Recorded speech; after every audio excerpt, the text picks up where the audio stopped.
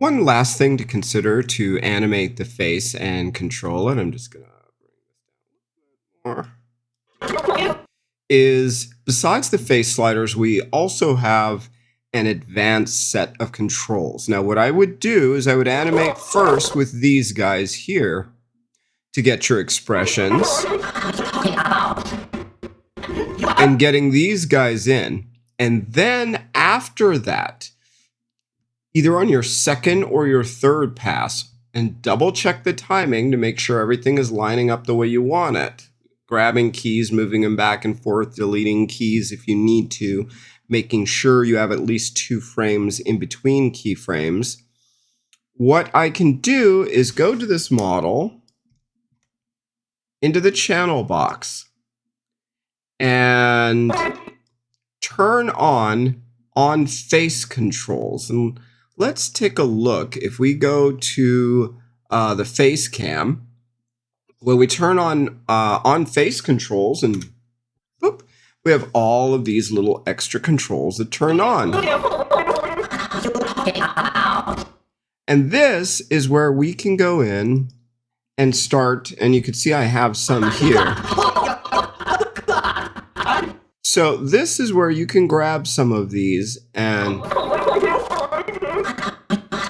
I could start to literally move these individuals, and different ones will do different things. So this is a way that if you want to tweak out and so that maybe things are not as symmetrical, or you want the characters' lips, or when you're trying to get it to bite for a phoneme, or when you're trying to like really exaggerate how the character is chewing or talking, or maybe the character speaks with a little bit of a lisp, so that if this was actually keyed up at different times. So this is a great way of adding some of that extra details where you can just push things a little bit further to change the expressions. Like right here, I really push that puppy down to really intensify that look. And so that's where you can get into changing some of these little finer details that you might want to do. Crinkling of the nose, you know, if she looks like she's even more angry, if I took these and then keyed these guys, I could really, you know, sell it. And then I would just key these individually without, once again, just like before, without the character set for the face, because it just does way too many keys for my taste. So that's just something to consider. So that's kind of a bonus, that if you're really just trying to get some nice little extra details after you've animated the face the way you like, you know, you've animated the mouth, you've animated all of, you know, the eyebrows the way you want it, and then you go with a pass over this. And there's also controls where you can really start to, it's a little bit hard to see from this angle,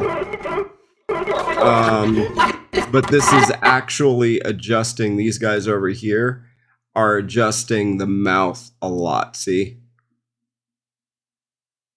So this one over here, as well as this one over here. Now, of course, yeah, you have to be careful of it not poking through the actual face and stuff. But that's just a little bonus to help you out and get even more detail. But make sure by this stage, you should be like doing the hands, starting to offset them, really add and make sure that we don't have that stiff torso. You'll be marked down points if during the whole animation the torso does not move, the spine doesn't bend.